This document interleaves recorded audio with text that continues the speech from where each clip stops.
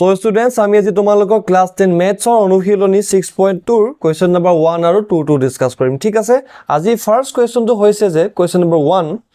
চিত্ৰ 6.17 ৰ 1 আৰু 2 DE parallel to BC মানে DE তোমাৰ BC লগত কি হয় সমান্তৰাল হয় এতিয়া 1 ত তুমি কি কৰিবা 1 ৰ পৰা তুমি EC ৰ ভ্যালু উলিওৱা আৰু 2 ৰ পৰা তুমি কি কৰা AD ৰ ভ্যালু উলিওৱা ঠিক আছে আমাৰ ঠাত কি চিত্ৰ 1 আৰু 2 দিয়া আছে তুমি 1 চিত্ৰৰ পৰা EC ৰ ভ্যালু উলিওৱা আৰু তোমাৰ কি 2 চিত্ৰৰ পৰা AD ৰ ভ্যালু উলিওৱা কৈছে আৰু লগতে তোমাক কি কন্ডিশন দিয়া আছে যে DE parallel to BC মানে কি এই DE ডাল তোমাৰ BC লগত সমান্তৰাল এই ডাল DE তোমাৰ BC লগত কি হয় সমান্তৰাল হয় ঠিক আছে সো যদি তোমালোকে সলভ কৰা কি কৰিবা চোৱা ফাৰ্স্ট লিখিবা সমাধান চিত্ৰ 1 ঠিক আছে এতিয়া ত্ৰিভুজ ABC ত আমি পাও এটো আমাৰ কি হৈছে ABC ত্ৰিভুজ DE parallel to BC এই DE ডাল তোমাৰ কি হ'ব BC লগত সমান্তৰাল সো কি হ'ব তোমাৰ থেলছ উপপাদ্যৰ মতে AD divided by DB equal to AE divided by EC মানে কি হ'ব AD divided by DB মানে AD divided by DB আৰু তোমাৰ কি হ'ব AE divided by EC হল তাপছ কি কৰিবা তুমি AD ৰ ভ্যালু বহাই দিলা 1.5 DB ৰ ভ্যালু বহাই দিলা 3 AE ৰ ভ্যালু বহাই দিলা তুমি কি 1 আৰু আমি কি কৰিম EC ৰ ভ্যালু আমি যেহেতু উলিয়াম সো EC ক আমি EC বুলি ৰাখিলো এটা কি হ'ব তোমাৰ EC টো গৈ 1.5 ৰ লগত পূৰণ হ'ব আৰু 3 টো আহি কি হ'ব তোমাৰ 1 ৰ লগত পূৰণ হ'ব গতিকে কি হৈ যাব 1.5 into EC equal to 3 আৰু জানা 1.5 to EC লগত কি হৈ আছে পূৰণ হৈ আছে ইফালে আহি কি হৈ যাব হৰণ হৈ যাব সো কি হ'ব 3 divided by 1.5 এটা 3 ক 1.5 দি ডিভাইড কৰিলে আমি কি পাও ইয়াত 500 আগত কি আছে দশমিক আছে এটা সংখ্যা আগত দশমিক সো ওপৰত তোমাৰ কি হৈ যাব 30 হৈ যাব আৰু তলত কি হ'ব দশমিকটো আঁতৰি যাব এতিয়া 15 30 কেবা যাব দুবাৰ যাব সো কি হ'ব তোমাৰ EC equal to 2 কিন্তু 2 কি এটো তোমাৰ কি হ'ব দীঘলটো দৈৰ্ঘ্য কিমান খুদিছে সো কি হ'ব তোমাৰ 2 সেন্টিমিটাৰ লিখিবা ঠিক আছে ইউনিটটো দিব লাগিব আমি গতিকে কোৱেশ্চন নম্বৰ 2 টো চোৱা চিত্ৰ 2 ABC ত আমি পাও DE parallel to BC DE BC লগত সমান্তৰাল দিয়া আছে থেলছ উপপাদ্য ইউজ কৰিবা কি হ'ব AD divided by DB equal to AE divided by EC AD ৰ ভ্যালু বহাই দিয়া সো আমি ইয়াত কি উলিয়াব লাগিব AD ৰ ভ্যালু উলিয়াব লাগিব হয়নে সো আমি AD ৰ ভ্যালু বহাব নোৱাৰিম আমি AD কি ৰাখিছো AD ক আমি AD ৰাখিছো এইটো DB যে DB ভ্যালু আমি কি লিখিছো 7.2 লিখিছো আৰু AE ৰ ভ্যালু আমি লিখিছো 1.8 আৰু EC ৰ ভ্যালু আমি কিমান লিখিছো 5.4 ঠিক আছে এতিয়া এই 7.2 টো তোমাৰ কি হৈ যাব ইফাললৈ গৈ পূৰণ হৈ যাব ওপৰত সো কি হ'ব তোমাৰ AD equal to 1.8 into 7.2 divided by 5.4 এই দুটাটো পূৰণ কৰি পেলে যদি তুমি 5.4 এ হৰণ কৰা আমাৰ आंसर কি আহিব 2.4 মানে তোমাৰ কি হ'ব AD কি হ'ব তোমাৰ 2.4 সেন্টিমিটাৰ ঠিক আছে এই AD তোমাৰ এই ডালৰ দৈৰ্ঘ্যটো কিমান হ'ব তোমাৰ 2.4 সেন্টিমিটাৰ এটা তুমি কোৱেশ্চন নম্বৰ 2 টো চোৱা আমাক কি দিয়া আছে ত্ৰিভুজ PQR ত PQ আৰু PR বাহুৰ ওপৰত ক্ৰমে E আৰু F দুটা বিন্দু হয় এই E টো এটা বিন্দু আৰু তোমাৰ কি F টো এটা বিন্দু হয় এটা কি কৈছে তলৰ প্ৰতিটো ক্ষেত্ৰতে EF parallel to Q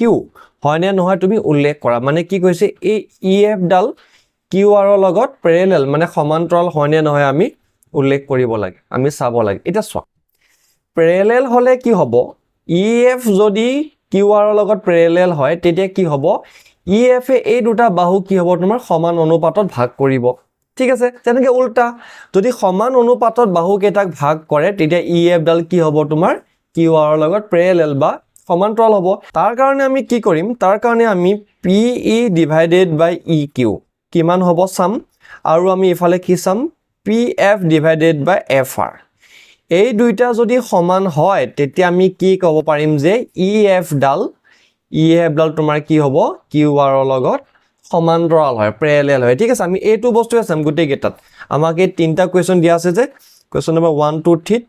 question number 1 2 3 দিয়া আছে তাত আমি এইটো বস্তু চাম PE divided by EQ আৰু PF divided by FR ৰ লগত সমান হয় নে নহয় এটা চোৱা তুমি 1 টো কেনেকৈ সলভ কৰিবা তুমিকে লিখি লবা যে দিয়া আছে তো সদা লিখিবা কি লিখিবা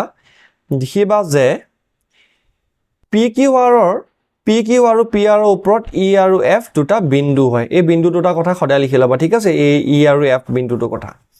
এতিয়া চোৱা ইয়াত পি ই দিয়া আছে 3.9 সেন্টিমিটাৰ এই পি ই ভ্যালুটো দিয়া আছে 3.9 সেন্টিমিটাৰ ই কিউ দিয়া আছে 3 সেন্টিমিটাৰ ই কিউ মানে কি এ টু ভ্যালু তাৰপা দিয়া আছে P F 3.6 centimetre P F মানে তোমাৰ এ টু ভ্যালু তাৰপিছত তোমাক দিয়া আছে F R 2.4 centimetre F R হৈছে এ টু এতিয়া আমি কি কৰিব লাগে প্যাৰেলাল হয় নে নহয় চাব লাগিব মই কি কৈছিলো আমি কি কৰিম P E by E Q কৰিম P E value 3.9 E Q value তোমাৰ 3 আছে হয়নে আৰু কি হ'ব P E divided by E Q কৰি আমি কিমান পালো 1.3 পালো এটো দিয়া তুমি ইকুৱেশ্যন নম্বৰ 1 এতিয়া আকৌ সেম নেক্সট টু কৰা কি কৰিবা P F divided by F R কৰিবা so P F divided by F R কৰিছো পি এফ ৰ ভ্যালু 3.6 এফ আৰ ৰ ভ্যালু 2.4 ডিভাইড কৰি দিয়া কি আহিব 3/2 3/2 মানে কি 1.5 এতিয়া তুমিয়ে চোৱা এই 1.3 আৰু 1.5 কি সমান হল নেকি সমান নহয় হয়নে নহয় গতিকে কি হ'ব তোমাৰ এই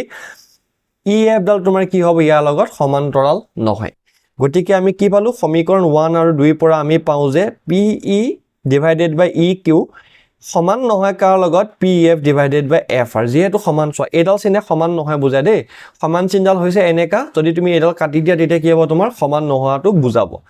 ওকে কি লিখিবা অৰ্থাৎ পি কিউ আৰু পি আৰক দুটা বাহুত ই এফ এ একে অনুপাতত ভাগ নকৰে এই ই এফ এ একে অনুপাতত ভাগ নকৰে গতিকে ই এফ আৰু কিউ আৰ সমান্তৰাল নহয় থেলছৰ উপপাদ্যৰ বিপৰীত উক্তি ঠিক আছে ওকে এটো হল তোমাৰ কোৱেশ্চন নম্বৰ 1 2 তেনেকে কোৱেশ্চন নম্বৰ 2 2 চোৱা পি ই দিয়া আছে কিউ ই দিয়া আছে পি এফ দিয়া আছে আৰ এফ দিয়া আছে এতিয়া কি কৰিবা পি বাই ই কিউ কৰা 4/4.5 দশমিকটো ওপৰলৈ লৈ গলা 40/45 8/9 ইফালে তুমি কি কৰা পি এফ বাই এফ আৰ কৰিছোৱা ধুনিয়াকে 8/9 আহিব মানে কি P E by E Q 8/9 আৰু পি এফ বাই এফ আৰ তোমাৰ 8/9 এটা 8/9 আৰু 8/9 দুটা সমান হৈ গল নহয় জানো যেহেতু এই দুটা সমান আমি কি কৰিব পাৰো সমীকৰণ 1 আৰু 2 পৰা আমি পাও যে P E divided by E Q equal to সমান হয় কাৰ লগত P F divided by F R লগত এতিয়া অৰ্থাৎ কি পি কিউ আৰ ত্ৰিভুজৰ পি কিউ আৰু পি আৰ বাহুত ই এফ এ একে অনুপাতত ভাগ কৰিছে মানে সমান অনুপাতত ভাগ কৰিছে আৰু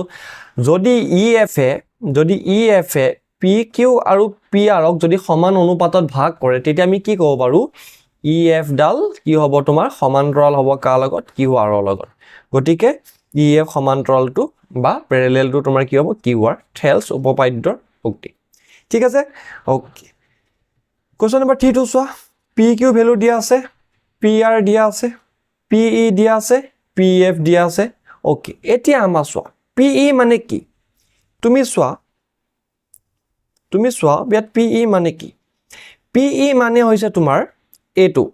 পি ই হয়নে কিন্তু পি কিউ মানে হৈছে কি পি কিউ মানে হৈছে তোমাৰ এই গোটেডাল হৈছে তোমাৰ কি পি কিউ আমাকটো অকল ই কিউ হে লাগিছিলে কিন্তু আমাক গোটেডাল দিয়া আছে হয়নে তেনেকে তোমাৰ কি P E okay P E গল নেক্সট আছিল কি তোমাৰ পি আৰ আমাক কি এই পি আৰ ৰ ভ্যালুটো দিয়া আছে গোটেডাল দিয়া আছে আৰু আমাৰ ইফালে কি দিয়া আছিল পি এফ দিয়া আছিল পি এফ টো ঠিকে আছে কিন্তু আমাৰ পি আৰ গোটেডাল নালাগে নহয় আমাক অকল এফ আৰ হে লাগে তেনেকে আমাক ইয়াৰো কি গোটেটো নাথাকে তো আমাক ই কিউ লাগে গতিকে আমি কি কৰিলম বিয়োগ কৰিলম কেনেকে কৰিবা চোৱা E Q equal to P Q minus P E এই পি কিউ গোটেটো হয়নে তাৰ পৰা যদি আমি পি ইউ টো মাইনাস কৰো আমি কি পাই যাম ই কিউ পাই যাম তো গতিকে আমি কি পালো ই কিউ পাই গলো 1.10 তেনেকে আমি এফ আৰ পালো P R minus P F কিমান পালো 2.20 সেন্টিমিটাৰ এটা তুমি কি কৰা P E divided by E Q কৰা আৰু তুমি কি কৰা P F divided by F R কৰা P E by E Q কৰিলে আমি কিমান পাম 0.18 ডিভাইডেড বাই 1.10 ইয়াৰ দুইটা নাম্বাৰ আগতে দশমিক উঠি গল 18/110 মানে 9/55 এটো এতিয়া সমীকৰণ 1 সেকেন্ড নেক্সট কি কৰা পি এফ বাই এফ আৰ কৰা 0.36 divided by 2.20 equal to 36/220 equal to 9/55 এটা দুইটা ইকুৱেল হলে নহল সমীকৰণ 1.2 মানে কি হ'ব তোমাৰ EF এ PQ কি হৈছে তোমাৰ সমান অনুপাতত ভাগ কৰিছে গতিকে কি হ'ব যেহেতু PE ইকুৱেল ডিভাইডেড বাই EQ সমান কাৰ লগতে PF ডিভাইডেড বাই FR গতিকে আমি ক'ব পাৰো যে PQ আৰু PR ৰ বাহু দুটাক EF এ একে অনুপাতত ভাগ কৰে গতিকে তোমাৰ কি হ'ব EF ডিভাইডেড বাই QR হ'ব ঠিক আছে আৰু কি হ'ব তোমাৰটো থেলছ উপপাদ্যৰ বিপৰীত উক্তি মানে কি সমান অনুপাতত যদি ভাগ কৰে তেতিয়া তোমাৰ কি হ'ব সমান্তৰাল হয় যদি সমান অনুপাতত ভাগ নকৰে সমান্তৰাল নহয় তেনেকে উল্টা সমান্তৰালকে যদি হয় তেতিয়া সমান অনুপাতত ভাগ কৰিব আৰু যদি সমান্তৰাল নহয় তেতিয়া তোমাৰ কি হ'ব সমান অনুপাতত ভাগ নকৰে ঠিক আছে সো ষ্টুডেন্টস আজিলৈ ইমানে আমি নেক্সট ক্লাছত ইয়াৰ পিছৰ কোৱেশ্চনকেইটা ডিসকাস কৰিম থ্যাংক ইউ